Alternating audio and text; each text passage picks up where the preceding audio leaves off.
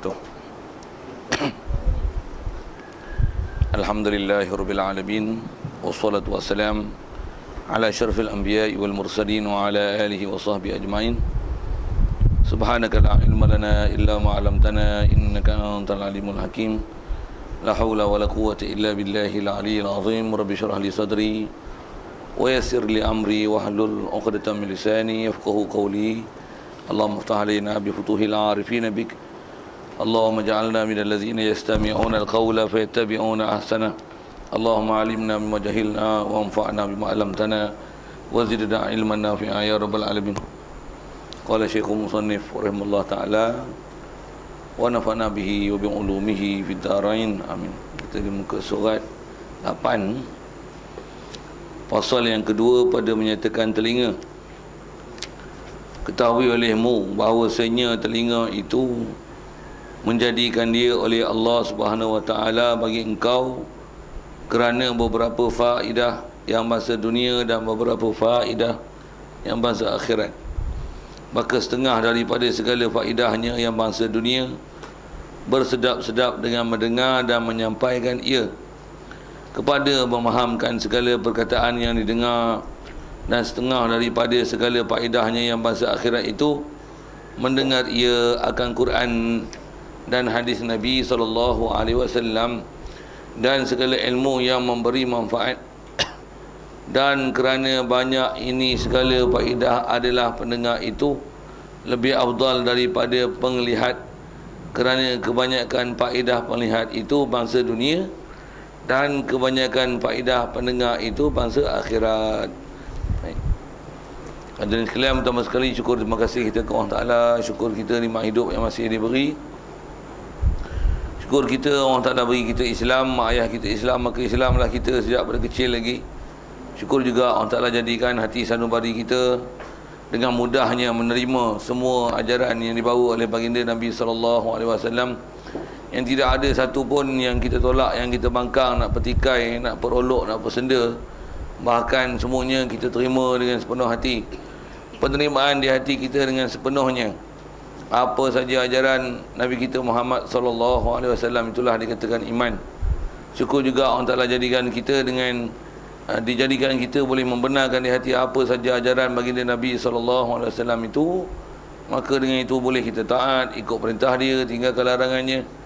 Itulah dikatakan takwa. Syukur kita dapat hidup di atas Islam, di atas iman, di atas takwa. Syukur juga masih lagi diberi kita kesihatan, kelapangan masa, hidayat taufik pun masih dikekalkan ke kita. Dengan itu dapat hadir petang ni untuk solat asar berjemaah di surau ini, dan insya-Allah kita manfaatkan pertemuan kita petang ni meneruskan bacaan kitab daripada kitab Penawar Bagi Hati ini, insya-Allah. Kata musannif, fasal yang kedua pada menyatakan telinga. Hadirin sekalian, kita ni nak masuk pula bab telinga. Setelah kita selesaikan bab mata, insya-Allah dengan kefahaman yang ada tu, kita boleh jaga disiplin pada mata kita, apa yang sepatutnya dipelihara. Yang dengan itu insya-Allah sabab untuk jadi penawar bagi hati kita.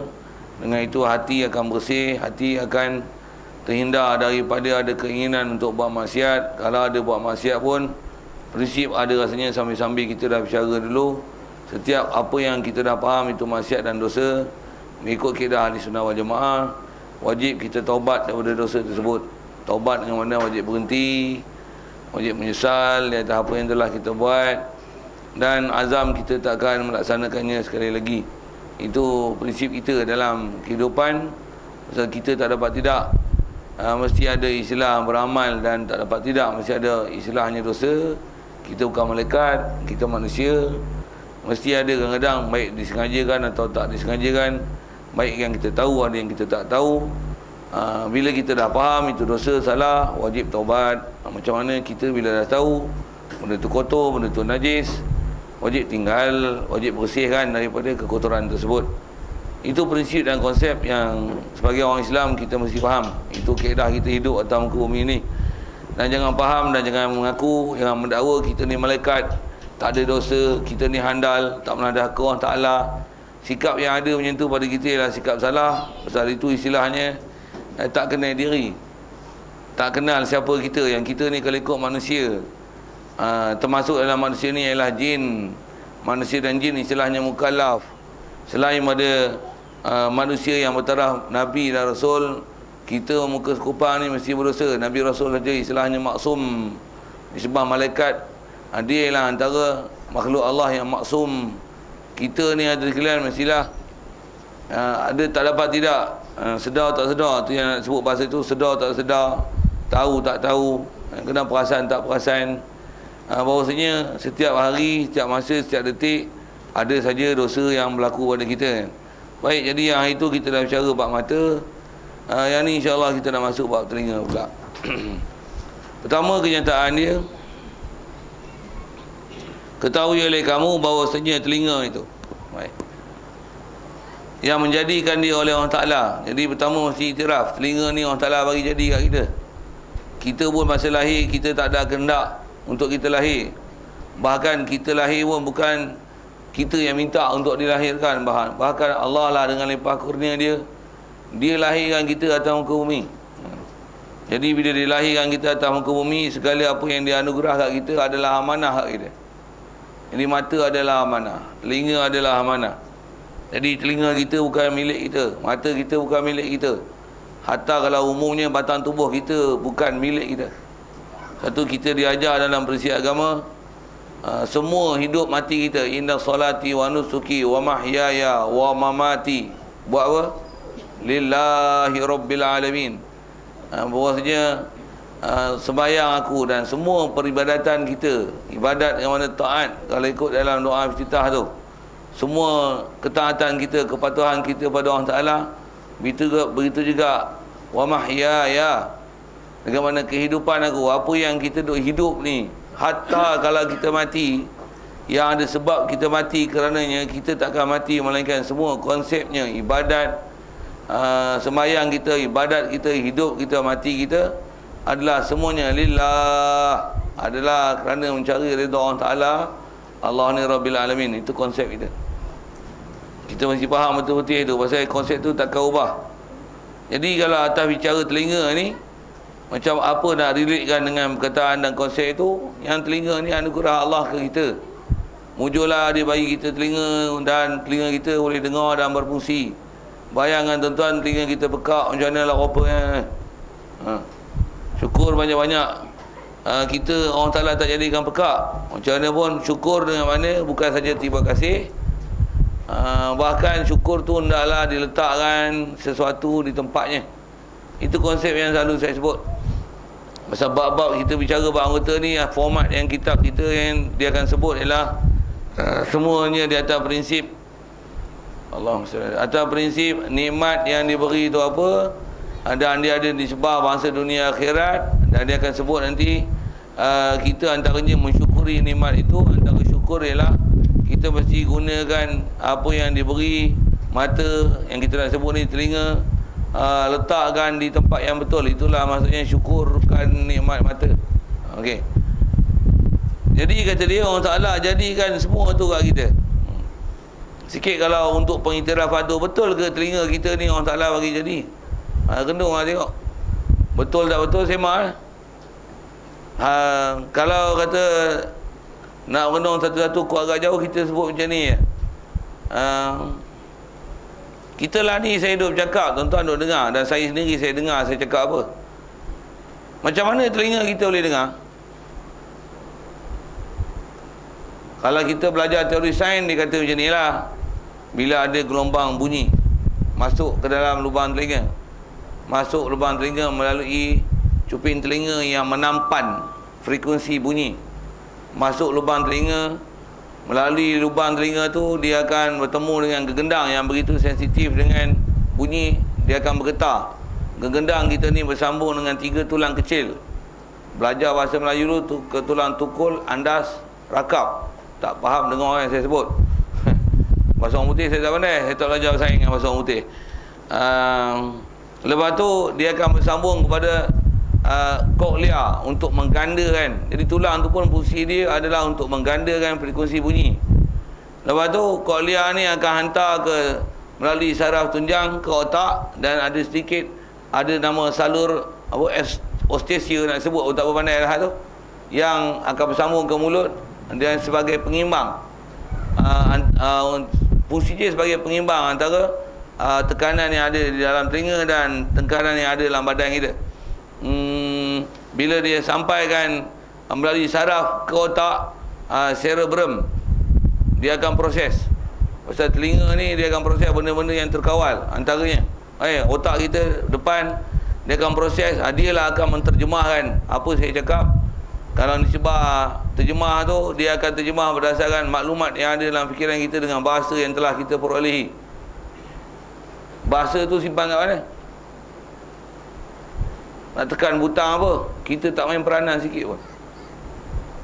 Lepas tu dah dapat pula dengar-dengar, disimpan pula di medula oblongata. Apa tu? Itu salah satu juzuk part daripada otak lah. Itu bahagian memori. Apa tu? Sains sebut macam tu dengan teori dia.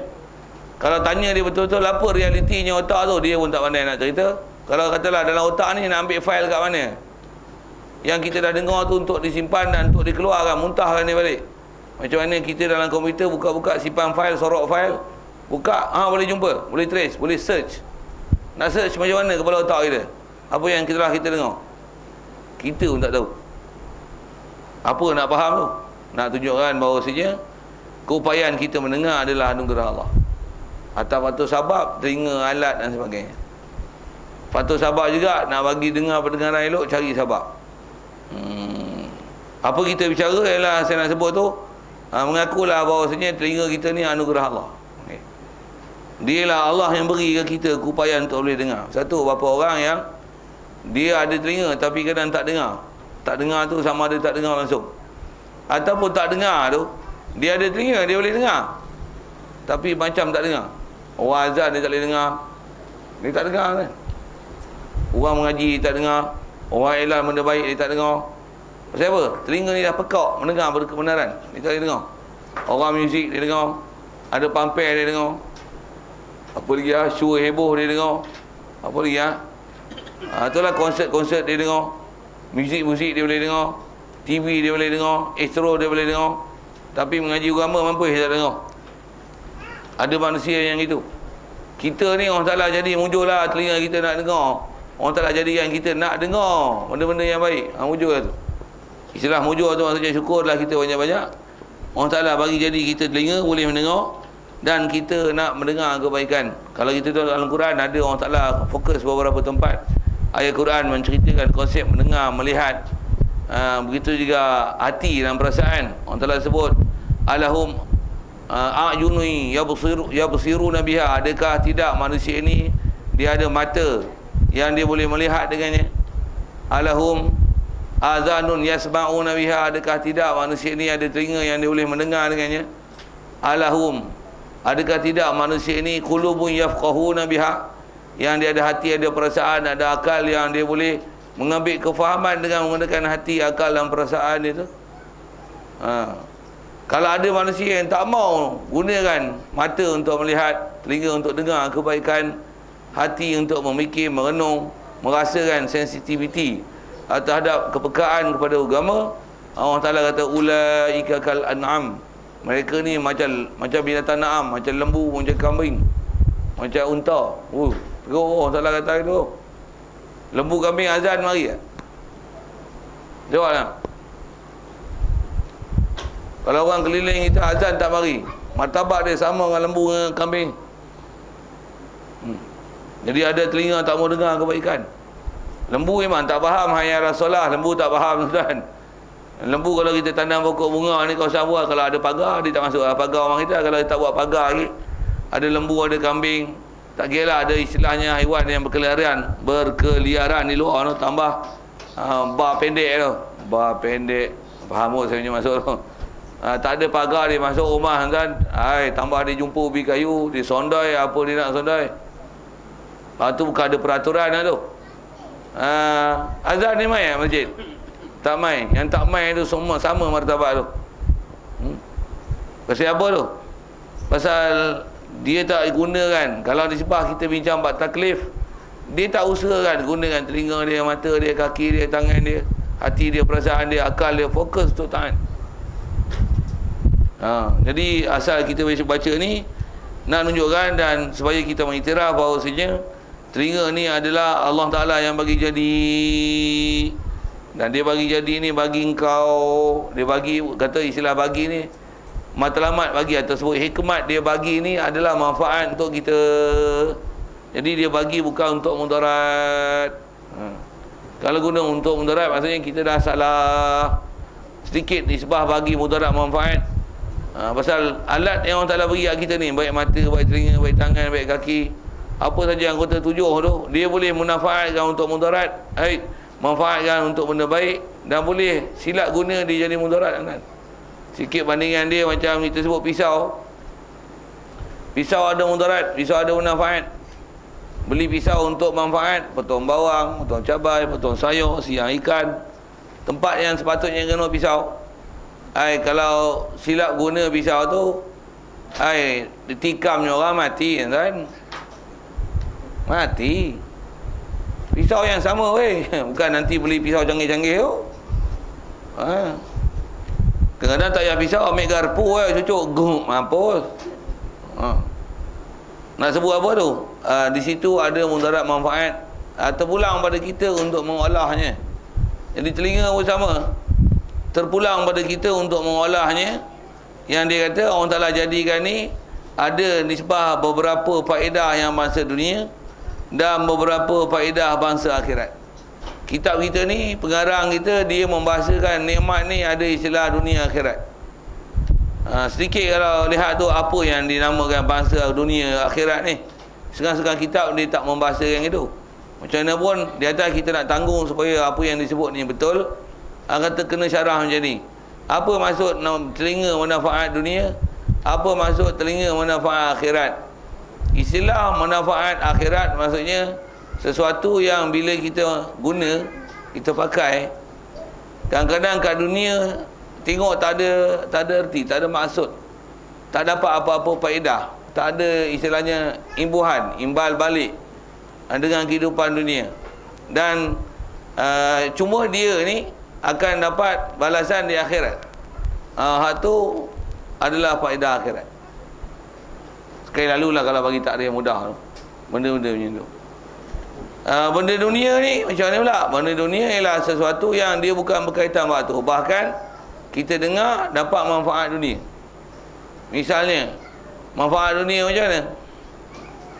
Ada tuan-tuan masuk tanda pakailah selipar.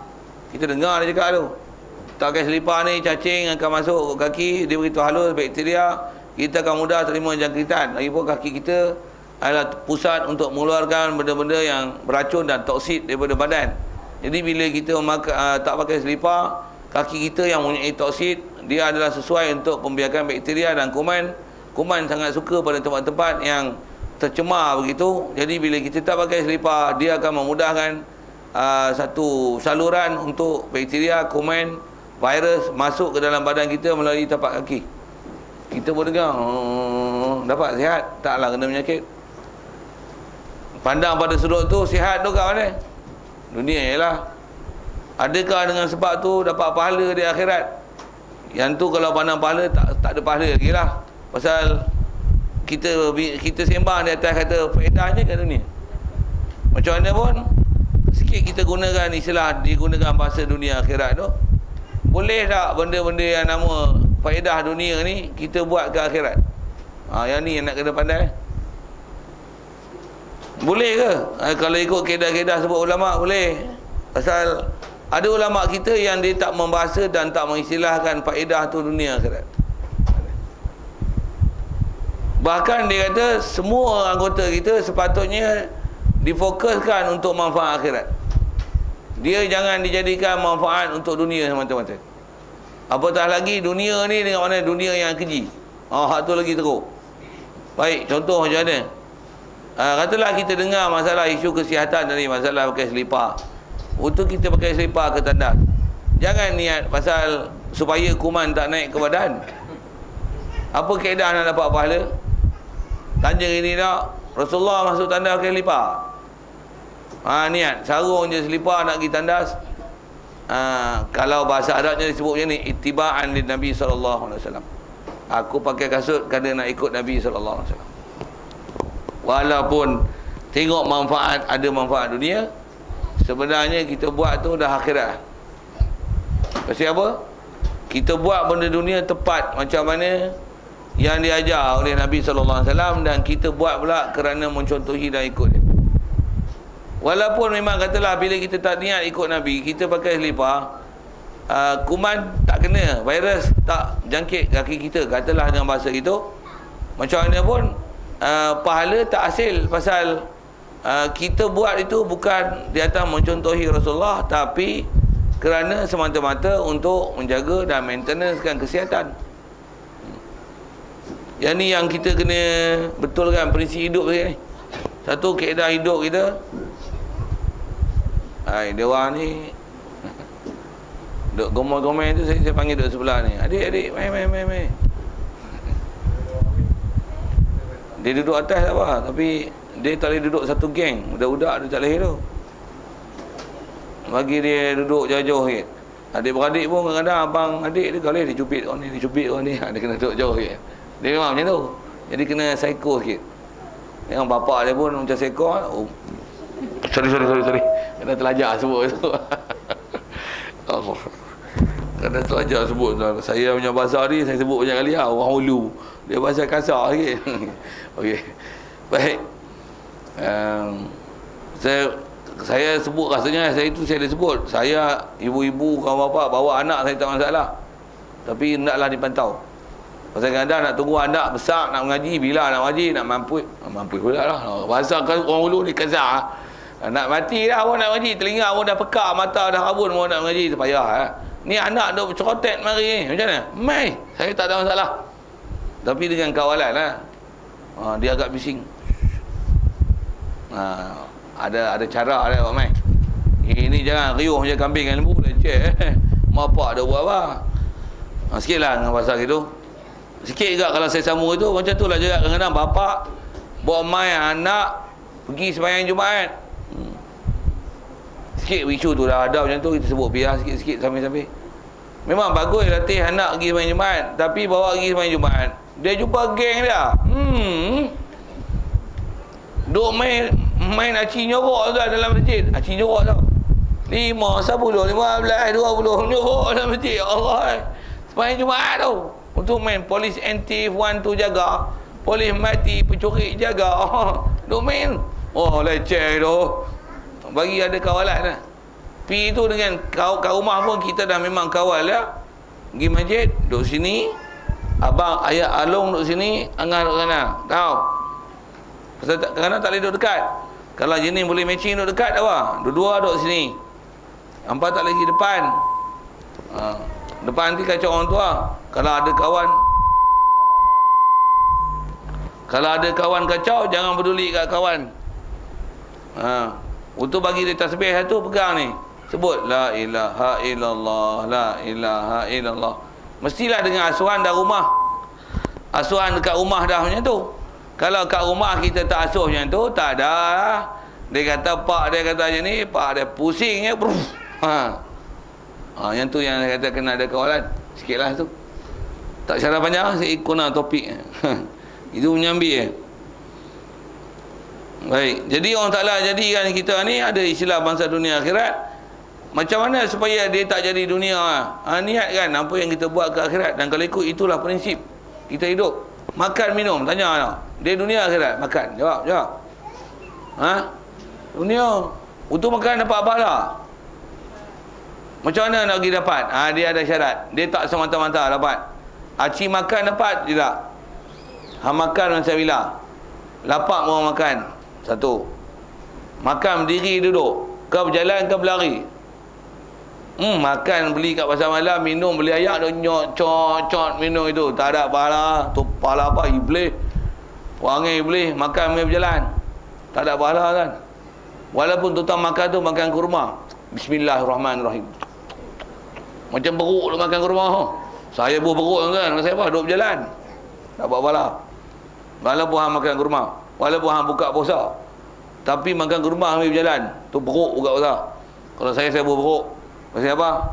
Makan tak ikut prosedur. Makan tak itibak Nabi SAW. Bahkan macam lembu dengan kambing. Lembu kambing makan mana duduk. Tu pun kadang-kadang lembu duduk. Tuan-tuan biasa tengok lembu makan rumput duduk. Dia makan pasal lembu ni dia ada penyimpan dekat sini, kan? Dia panggil apa? Biak, kan? Orang kampung panggil biak, tak tahu dengar. Saya orang kampung, saya tahu. Dia pasal dia kunyah, nanti dia dah masuk kandang, dia duduk satu tempat, dia lepak. Dia buat keluar. Kalau ayam termolok, tapi termolok dia tak boleh buat keluar balik. Yang ni dia istilahnya dia buat keluar biak dia tu. Hak dia kunyah, dia ragut dia tu, dia bukan hadam ni. Dia ada satu tempat simpan, sekali dia duduk. Tuan-tuan kalau tengok mati dia ada nampak macam urat keluar. Dia boleh buat keluar, dia kunyah balik. Lembu dengan kambing pandai duduk kan. Manusia tak pandai duduk. Kita leceh awak tu. Jadi walaupun hang makan benda baik, makan apa? Makan kismis. Siap tak makan kismis Dia belajar mana tu, ada dia tengok kawan tu, lambung. Macam katak tu jilat nyamuk ni tu. Oh ni baling. Saja buat action gitu kan. Dulu kecil-kecil bodoh dah buat itu lah. Tak betul cara. Macam mana nak dapat orang makan? Konon nak kismis ikut sunnah Nabi SAW. Makan kismis bagi cerdas minda. Tapi yang makan tak kena gaya. Baik.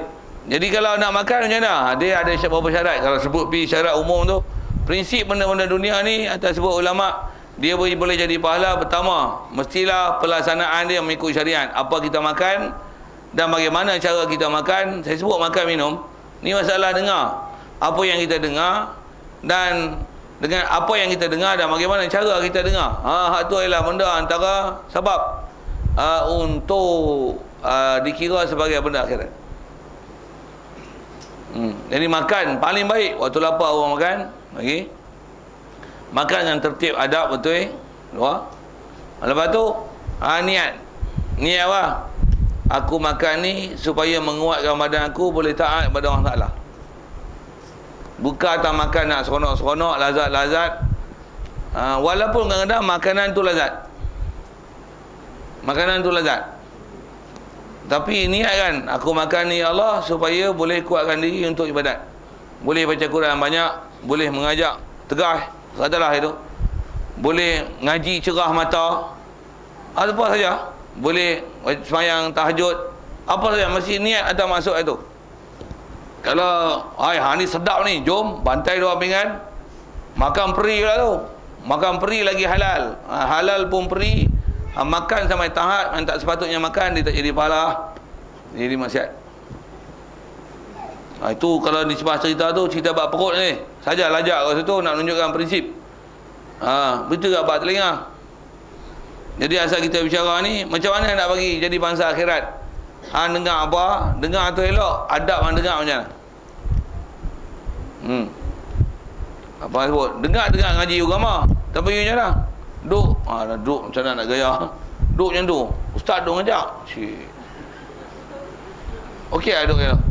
Itu duduk apa tu? Tak kena gaya. Duduk mengaji dia ada adab dan peraturan.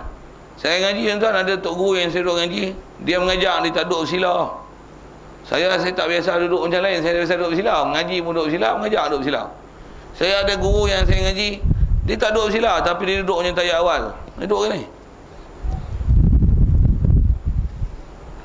2 jam tuan-tuan, dia duduk ke ni? Tak nguit. Anak murid lah, semua ajak tu. Kita pun masa tu duduk ngaji ke dia, duduk gitu, tak larat, duduk belakang. Pulas sikit. Siapa? Anak murid dia biasa tu tak apa. Saya tak biasa tu, saya tak boleh duduk ni tengok. Habis yang ngaji angkat doa, angkat tangan macam doa apa? Tu dia nak lurus kaki, kena duduk itu tu. 2 jam kan, tak bisa duduk. Urut kaki tu. Nak sebut apa? Nak dengar benda baik pun adab dia jaga sama tu. Nak menyampaikan benda baik pun adab sama tu. Satu orang dulu ngaji berkat.